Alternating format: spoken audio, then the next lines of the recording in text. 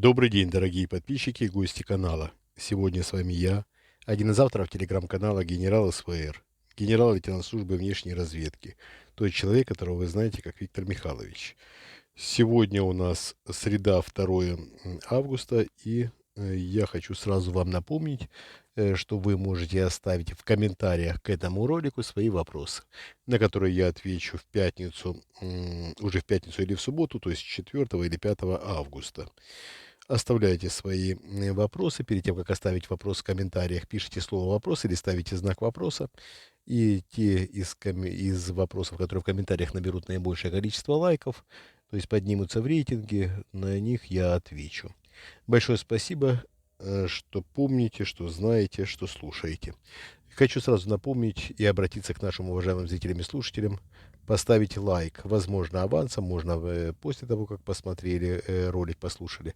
Ну, лайк поставьте, будьте добры, это повысит возможность нашей узнаваемости, и наши материалы прослушивают как можно больше людей, что позволит стать нам более популярными, а, соответственно, мы будем иметь возможность информировать более широкую аудиторию.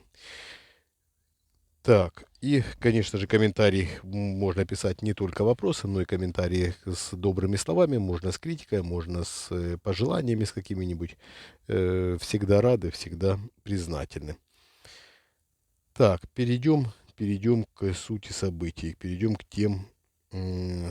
тем событиям, которые происходили на этой неделе. Президент России Владимир Путин пообщался с Володиным.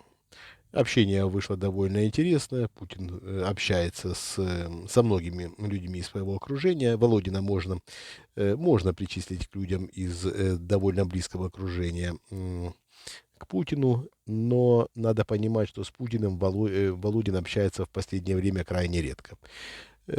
К Путину в последнее время можно попасть и на совещание по видеосвязи, не говоря уже о личном общении, с очень и очень большими проблемами. Путин, я еще раз повторяю, даже в режиме видеосвязи далеко не всех принимает. Я уже говорил, и еще раз вам напомню, что Собянин не может с Путиным нормально пообщаться, не дают возможности. Да и что там Собянин? Мишустин не может пообщаться с Путиным напрямую, по крайней мере, тогда, когда у него возникают вопросы и возникает необходимость. О чем это говорит? Это говорит о том, что президент России, и мы опять-таки неоднократно уже об этом рассказывали, не принимает решения в последнее время. Все эти решения довольно серьезного характера, те, которые должны быть уже реализованы, они даже не рассмотрены президентом. Президент берет на рассмотрение эти решения, но никаких решений не выносит. То есть на уровне проходном те вопросы, которые можно решить без участия президента. А это довольно немного вопросов, я вам скажу. Ну, по крайней мере, те, которые обеспечивают на каком-то этапе жизни страны, эти вопросы все же решаются. И здесь надо отдать должное. Путин отдал на откуп экономического и финансового блоку решение очень многих вопросов. Если раньше надо было советоваться с Путиным по каждому, извиняюсь за выражение, пуку, да, ну если даже человек там то есть надо было решить какой-то вопрос, и надо было совсем небольшой, совсем незначительный, надо было обязательно все, что касается финансовой экономики, советоваться с Путиным, и он давал там свои отмашки. То сейчас большинство вопросов решает Набиуллина, решает Силуанов, решают люди из их окружения, и решают довольно оперативно, что позволяет стране, системе власти в стране существовать еще какое-то время. Э, Скажу вам еще одну удивительную новость. Несмотря ни на что, удивительно, конечно, в кавычках, несмотря ни на что, Набиуллина просится в отставку. Набиуллина регулярно присылает Путину доклады, в которых каждый раз упоминает о том, что ей была обещана отставка, уже было обещано довольно давно, и Набиуллина очень и очень настаивает на своей отставке, прям очень-очень. Мы уже рассказывали о том, что Набиуллина обещала президенту начало катастрофических событий, которые она приурочила к началу осени. вероятно, Набиуллина от своего прогноза не отказывается. Не просто вероятно, а мы знаем, что Набиуллина от своего прогноза не отказывается. В последнем докладе президенту России она только подтвердила свои прогнозы, немножко смягчив по форме, но не по содержанию. И мы еще раз передаем то, что Набиуллина считает, что с начала этой осени те события, которые начнут, еще раз подчеркиваю, извините, начнут происходить в экономике России, они будут иметь э, в близкой перспективе катастрофический характер. То есть реализация каких-то решений, которые не были, которые были отсрочены, они все-таки приведут к тому, что в ближайшее время россияне ощутимо, еще раз подчеркиваю, ощутимо поймут, что прогнозы Набиуллиной довольно действенны. Скажем так, по крайней мере, я понимаю, что на меня постоянно огромный шквал критики обрушивается, когда я говорю, что Набиуллина профессионал. Я сейчас нисколько не умаляю того, что она могла совершать преступления в пользу нынешнего режима. И более того, я знаю о том, о чем говорю, что такие вещи действительно были, но это нисколько не умаляет, опять-таки, с другой стороны, ее профессиональных качеств. То, что на сегодняшний день финансовая система России существует, и какое-то время она была довольно стабильна, даже в режиме общей турбулентности, да, когда страну лихорадило и в политическом плане, в экономическом и финансовом, ну, Набиуллина сделала максимум возможностей. Ну, и не стоит умалять и значение Силуанова, и экономического блока. Здесь сыграли, скажем так, то есть здесь финансово-экономический блок оказались на высоте. Еще раз повторяю, не надо на меня обрушиваться с гневными комментариями. Я знаю, что эти люди совершили определенные преступления, и за эти преступления они, конечно, должны ответить. И ответят. У меня в этом нет никаких сомнений. Набиуллина просится в отставку, и надо сказать, что здесь она не единственный человек. Есть еще и другие люди, которые находятся в руководстве и финансово-экономического блока, и не только, которые также подают Путину прошение об отставке, которое пока не рассматривается. Э, Довольно сенсационная информация. Более подробно мы откроем эти имена уже довольно скоро, пока по определенным причинам, я думаю, что вы знаете по каким, мы не будем придавать огласке этих людей, по крайней мере, дадим возможность этим людям, скажем так, начать действовать, возможно, нетривиальными способами, добиваясь своей отставки. Поэтому давайте немножко так выдержим такую паузу по этому поводу. Теперь вернемся к общению президента России Владимира Путина, который он провел лично, эту встречу с Володиным. Здесь беседа происходила в основном в издевательской форме. То, что Путин захотел лично общаться с Володиным, это говорит лишь о том, что Путину просто, вероятно, было довольно долгое время скучно, и почувствовав себя немножко, еще раз подчеркиваю, немножко лучше, он решил себя развлечь таким довольно странным для нас с вами способом. То есть общаясь и издеваясь просто над человеком в лицо. Нетрадиционная,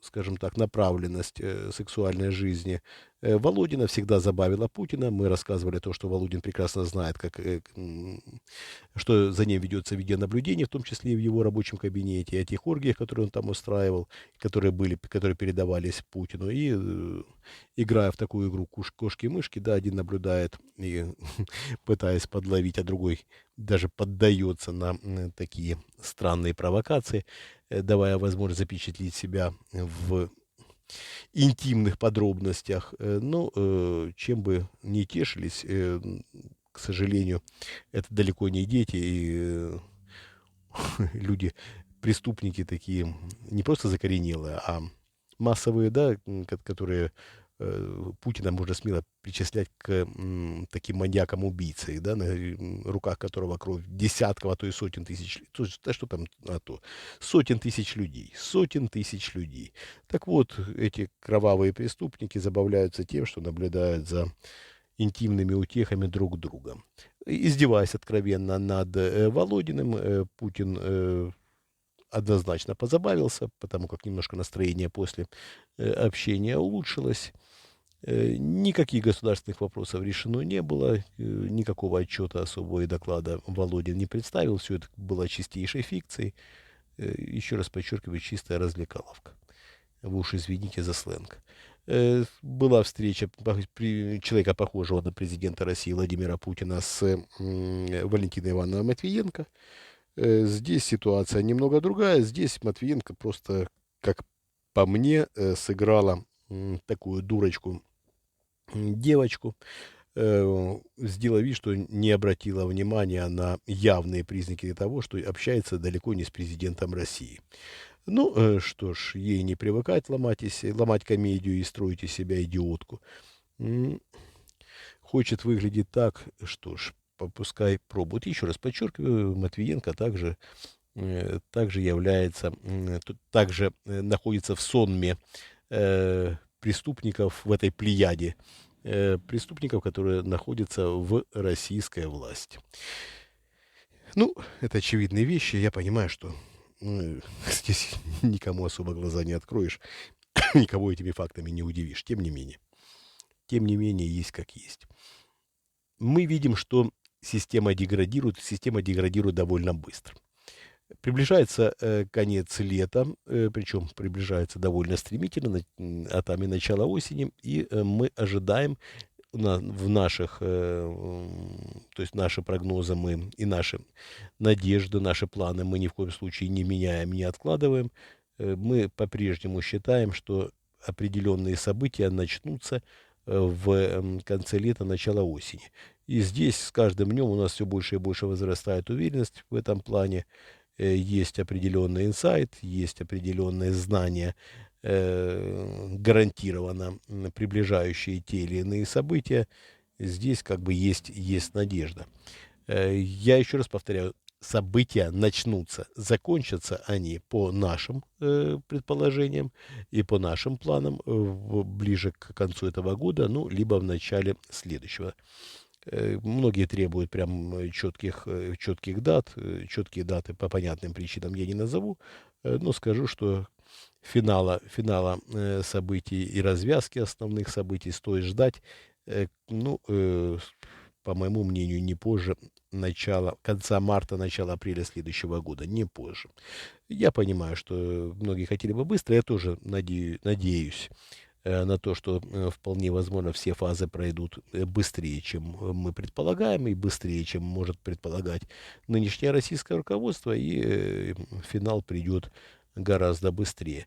Почему я ориентируюсь на март-апрель следующего года? Президентские выборы, в которых не будет участвовать президент России Владимир Путин, но все может пойти по очень интересному сценарию. К этому сценарию готовятся многие, и многие не просто, даже я сказал неправильно, вы уж меня извините, устал.